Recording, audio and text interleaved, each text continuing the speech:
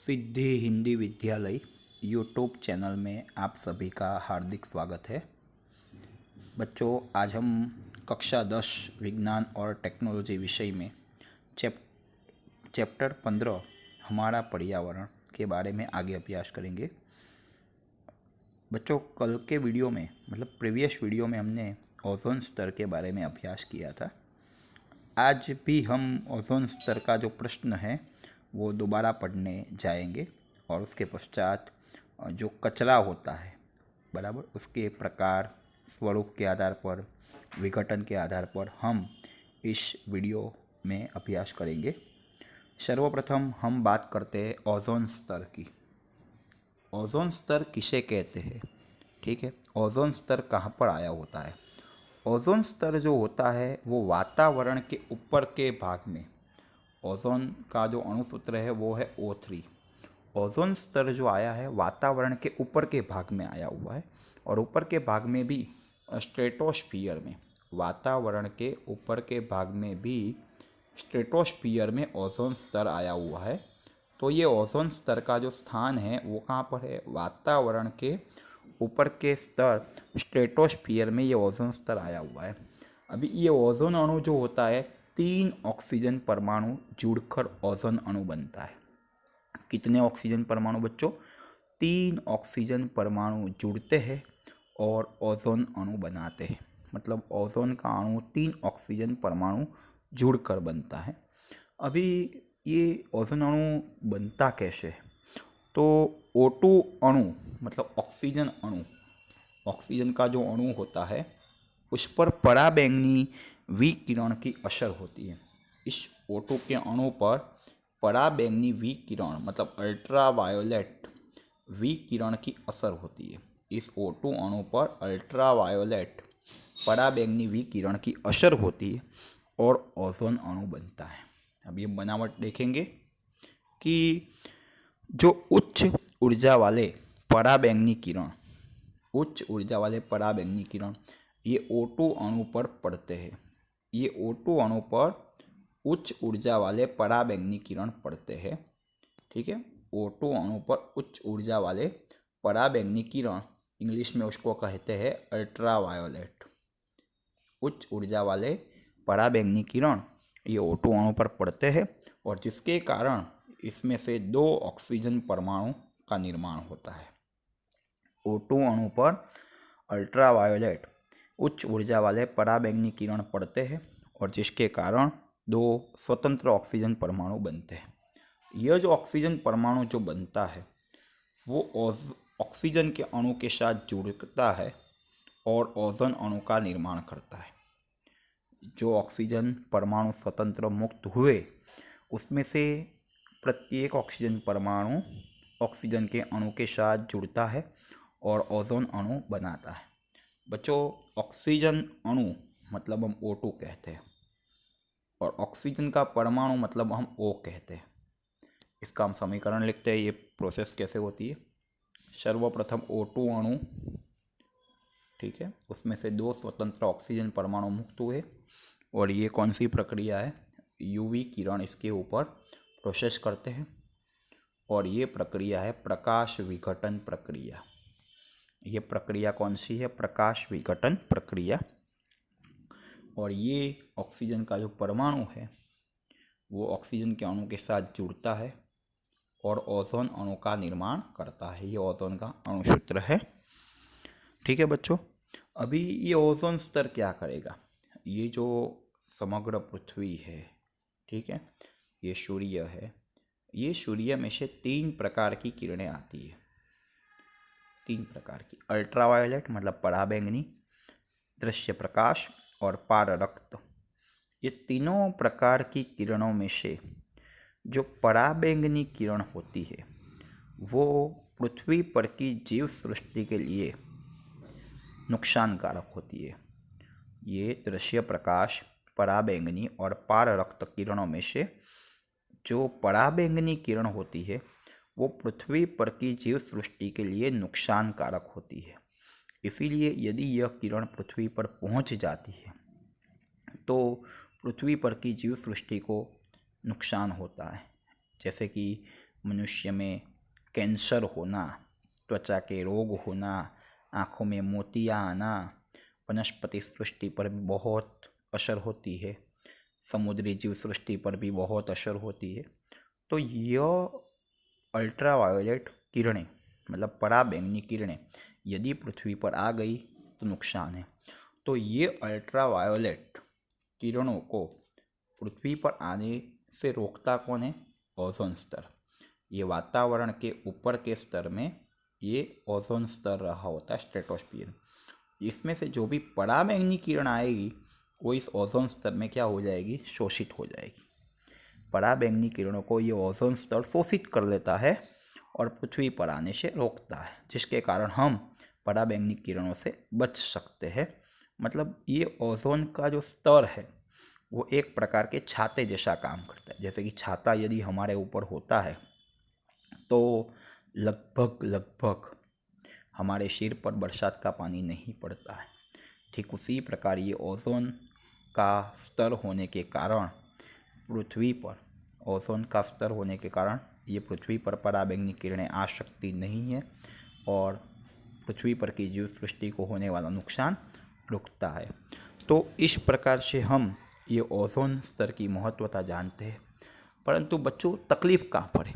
तकलीफ़ यहाँ पर है कि ये ओजोन स्तर के बारे में जो हमारे अंतर्गत जो जागृति है, जो हमारे अंतर्गत ध्यान रखना है, वो हम जितना रखना चाहिए उतना रखते नहीं हैं और हमारी ही गलती के कारण दिन प्रतिदिन ये ओजोन स्तर टूटता जाता है, जिसके कारण दिन प्रतिदिन ये पराबैंगनी किरणें पृथ्वी पर आती रहती है। तो पृथ्वी पर को नुकसान भी होता है। तो इसका सॉल्यूशन क्या होता है या तो इसका नुकसान का कारण क्या है? सॉल्यूशन हम बाद में बताएंगे। नुकसान जैसे कि हमारे द्वारा उपयोग में आने वाले क्लोरोफ्लोरोकार्बन है, हाइड्रोफ्लोरोकार्बन है, ये फ्रिज में एक उपयोगी गैस है, CFC गैस, ठीक है। फिर नाइट्रोजन के ऑक्साइड है, N के ऑक्साइड है। ये सब ये ओजोन स्तर को तोड़ने के लिए महत्वपूर्ण जिम्मेवारी अदा करते हैं। तो और हम इसी संयोजनों का, इसी यौगिकों का हम उपयोग ज़्यादा करते हैं। तो बच्चों ओजोन को तोड़ने वाला और कोई नहीं है, हम ही हैं, क्योंकि हमारी ही उपयोगिता के कारण हमारा ओजोन स्तर टूट रहा है और हमारी ही उपयोगिता के कारण, हमारा ओजोन स्तर टूटने के कारण पराबैंगनी किरण नीचे आ रही है और हमारी ही उपयोगिता के कारण हम अलग अलग रोगों के शिकार बनते हैं। बराबर, थोड़ा सा हम ध्यान रखेंगे तो ये वस्तु नहीं होगी, ठीक है। और ओजोन स्तर के विघटन के लिए जो संयुक्त राष्ट्र के अंतर्गत भी बहुत सारे सुझाव आए हुए, वो उसमें CFC गैस जो होता है ओजोन स्तर के विघटन के लिए उत्पन्न होने वाले रसायनों का उत्पादन, उसका नियमन कितना, उसके लिए भी अलग अलग चर्चा हुई है। फिर ओजोन गर्त, ओजोन गर्त मतलब क्या? ओजोन गर्त, तो ओजोन गर्त मतलब ओजोन स्तर में होने वाला छेद। ओजोन गर्त मतलब ओजोन स्तर में होने वाला छेद, उसको हम कहते हैं ओजोन गर्त। ओजोन गर्त मतलब क्या? ओजोन स्तर में होने वाला छेद, ठीक है। या और छेद होता है, उसके कारण ओजोन स्तर में घटाव आता है बड़े मात्रा में, और उसे हम कहते हैं ओजोन गर्त। उसे क्या कहते हैं? ओजोन गर्त। बच्चों, तो हमें ओजोन स्तर के विघटन के लिए जो भी उपयोगी रसायन है उसका उपयोग हमें कम करना चाहिए। फिर हम बात करते हैं बच्चों कचरा। कचरा, कचरा किसे कहते हैं? अभी नॉमिनल इसकी कोई परिभाषा कैसे हो सकती है? तो सीधी सी बात है, ऐसी बिन उपयोगी वस्तु और अनैच्छिक वस्तु जो हमारी इच्छा नहीं है, हमारे उपयोग में नहीं आती है, उसे हम कचरा कहते हैं। क्या है कचरा? बिन उपयोगी वस्तु और अनैच्छिक वस्तु। बिन उपयोगी और अनैच्छिक, बिन उपयोगी और अनैच्छिक, बिन उपयोगी और अनैच्छिक पदार्थ को हम क्या कहते हैं? कचरा। बिन उपयोगी और अनैच्छिक पदार्थ को हम क्या कहते हैं बच्चों? कचरा, ठीक है। कचरे के प्रकार दो आधार पर है, एक स्वरूप के आधार पर और दूसरा विघटन के आधार पर। स्वरूप के आधार पर हम देखते हैं तो ठोस कचरा है और द्रव कचरा है। ठोस मतलब सॉलिड, द्रव मतलब लिक्विड। ठोस कचरा और द्रव कचरा। अभी रसोई में उपयोगी सब्जी, फल, फल की छाल, हड्डियाँ, कांच, धातु का कचरा, प्लास्टिक, पॉलीथीन, ये सब ठोस कचरे में आता है। कौन कौन से? प्लास्टिक, कांच, पॉलीथीन, फलों की छाल, सब्जी, हड्डियाँ, ये सब ठोस कचरे में आता है। जबकि द्रव कचरा जो होता है वो ठोस कचरे की तुलना में द्रव कचरे का जो व्यवस्थापन होता है वो सरल है। ठोस कचरों की तुलना में द्रव कचरों का जो व्यवस्थापन होता है बच्चों, वो खूब सरल होता है। ठीक है, मतलब ठोस कचरे का व्यवस्थापन सरल नहीं है और द्रव कचरे का व्यवस्थापन सरल है। अभी विघटन के आधार पर हम कचरे का प्रकार देखते हैं। विघटन के आधार पर हम यदि कचरे का प्रकार देखते हैं तो जैव विघटनीय कचरा और जैव अविघटनीय कचरा। जैव विघटनीय और जैव अविघटनीय कचरा, ये जिस प्रकार का प्रश्न होता है, यदि आपको विघटन के आधार पर कचरे के प्रकार पूछते हैं तो उसका उत्तर क्या रहेगा? विघटन के आधार पर कचरे के प्रकार है जैव विघटनीय कचरा और जैव अविघटनीय कचरा। जैव विघटनीय कचरा और जैव अविघटनीय कचरा। विघटन के आधार पर हम यदि देखें, मतलब जिस कचरे का विघटन जैविक प्रक्रिया द्वारा हो जाता है। जैविक प्रक्रिया मतलब सीधी सी बात है, कोई ना कोई बैक्टीरिया होते हैं या तो मृतोपजीवी सजीव उसका विघटन करे, मतलब कोई जीव द्वारा उसका विघटन हो, कोई जैविक प्रक्रिया द्वारा उसका विघटन हो, तो वैसे कचरे को हम जैव विघटनीय कचरा कहते हैं। और जिस कचरे का विघटन जैविक प्रक्रिया द्वारा न हो उसे हम अजैव विघटनीय या तो जैव अविघटनीय कचरा कहते हैं।